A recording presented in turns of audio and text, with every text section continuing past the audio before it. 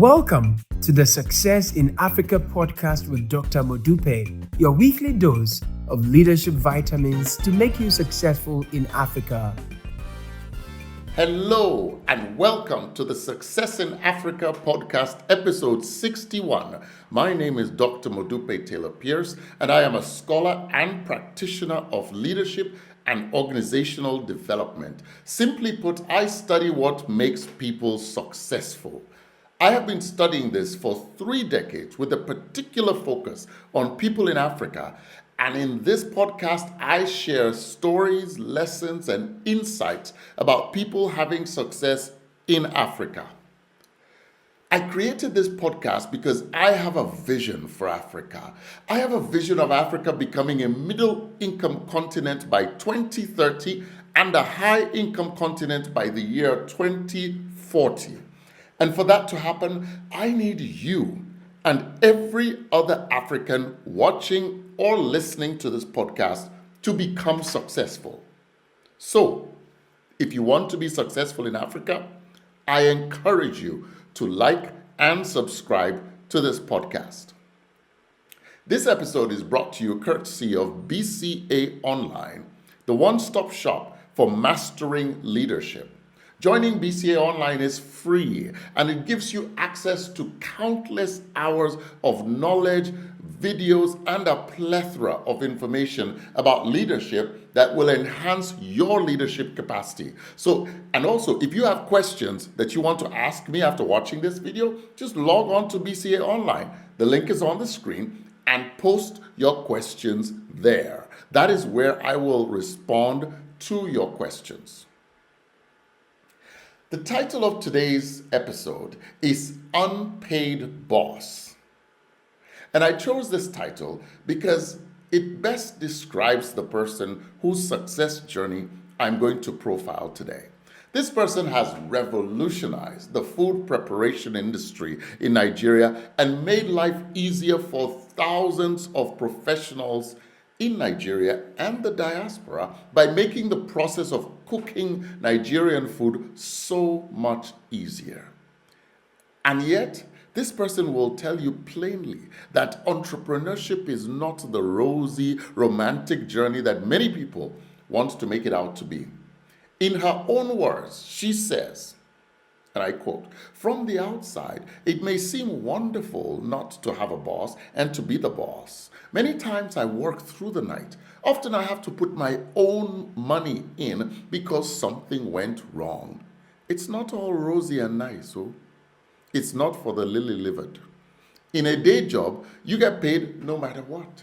In this job, the boss often does not get paid." End quote. This is someone who clearly understands the sacrifices that are required to be a successful entrepreneur in Africa. The person that I will profile in today's episode is the founder of Alata, Kasope Ladipo-Adjai of Nigeria. Alata is a food service company. It was started in 2012, and it produces hygienically processed and packaged local Nigerian soups, spices, and snacks. The company was created when the founder saw a gap in the market, noticing that Nigerian food was very laborious and time-consuming to cook. And in shops in the diaspora, the ingredients for cooking Nigerian food were almost never procured from Nigeria, even though they were being consumed by Nigerians. Today, the company has sold over 15,000 packs of its flagship product, the Alata Original Pepper Mix, which is a mix of pepper, onions, and tomatoes blended and mixed such that it can be opened and poured into a pot, and it cuts down the cooking time significantly. The journey to get to this point has been full of volatility, uncertainty, complexity, and ambiguity for Kasope. She credits a lot of her entrepreneurial prowess to the parental style of her parents. You see, her parents are educationists, and she grew up with them in Ibadan in an environment where These parents encouraged the young Kasope and her siblings to question everything, to explore boundaries, and not to be afraid to try new things.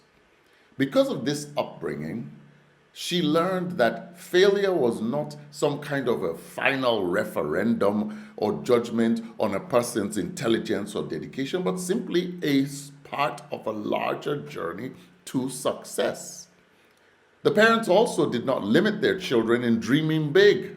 It is no surprise, therefore, that all three of their children have grown up to be entrepreneurs. After completing secondary school, she attended Babcock University in Nigeria and earned a degree in computer science. Following her attainment of a bachelor's degree, she found a job working for Virgin Nigeria Airline as an IT business support analyst. Interestingly enough, when Kasope was being interviewed and she was asked where she wanted to be in 5 years, instead of giving the standard answer of, well, I would like to be a manager at this great institution, this great company that I'm interviewing to get a job in, she informed them that in 5 years, she expects to be running her own business. Her interviewers were amused and they decided to hire her. 5 years later, she was running her own business. She had just established Alata with her husband, Tayo, and they started the journey of fulfilling her dream. In hindsight, she's grateful for the experience of working for an established company because she learned a lot about how a company should be run just from working at Virgin Nigeria. Of course, despite all that she learned, when she started running her own business, the learning curve was steep and initial progress was slow. First, there was almost a year of product refinement and testing. She would make samples, test them out with caterers, family, friends, get feedback, make adjustments, retest. She had to go through multiple iterations of even the packaging and ensure that through every step of the way, they were complying with the food safety regulators for quality standards. Almost a year after they started, they got their first sale. Kasope and her husband were wise enough to stick to their original product for the first 3 years as they learned how to deal with issues like production, distribution, logistics, marketing, quality control, financial management, and working capital. It was only in 2016 that they expanded their production to add a new product, the Ofada sauce. Armed with a better idea of what the market would appreciate and having the experience of having gone through testing and an assessment of the product market fit, this new mix was a hit from the start and quickly became Alata's best seller.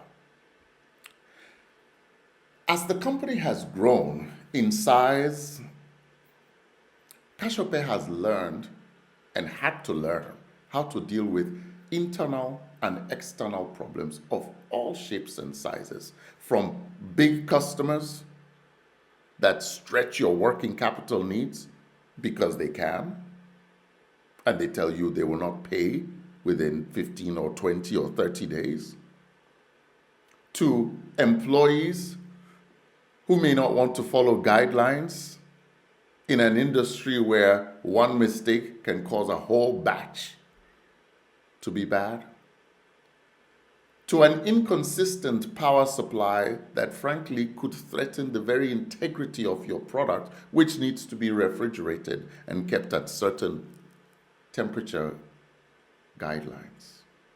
Along the way, Kasope and her husband have always sought and found solutions, and they've made the company stronger because of it. There are so many lessons to learn from Kasope Ladipo-Adjai that frankly I'm going to have to list them in rapid order because of the limited time that we have to explore them. First, learn the lesson from Kasope's parents. You can encourage entrepreneurial success in your own children by encouraging them to be curious and to dream big, and encouraging them whenever they fail to get back up and try again. That's lesson number one. Second, learn the lesson of knowing your market before you spend a lot of money. You see, Kasope spent almost a year testing the market with samples, adjusting a product, making sure that even the packaging was right based on the feedback she got from the market before she went big on production. Third, learn the lesson of focus. In the early years, they stuck to one product that was working and made sure they mastered every part of the supply chain of that product before they ventured into a new one. Fourth, learn the lesson of resilience and problem solving. Along the way, Kasope and her husband have had tons of problems to solve. Some of them were even existential, but they never despaired when the problem came. They just simply would bear down and start thinking about solutions. Finally, learn the lesson of sacrifice and paying yourself last. For Alata to survive and grow, Kasope had to prioritize the business's needs and her employees' financial needs above her own. She sometimes went without a paycheck and sometimes had to put her own money back into the business. In closing, let me just recap. Entrepreneurial success in Africa requires sacrifice, resilience, focus, agility, honesty, courage, and curiosity. Let me say this again. Entrepreneurial success in Africa requires sacrifice, resilience, focus, agility, honesty, courage, and curiosity. Apply these and you will achieve success in Africa. Well, we've now come to the end of today's episode. I hope that you've learned a little bit more about becoming a successful entrepreneur in Africa. Thank you so much for listening or watching. Don't forget to subscribe to this channel and like the video. Tell your friends about it. Together, we can transform our beloved continent of Africa. See you next week. Tomorrow belongs to those people who prepare for it today. See you next week.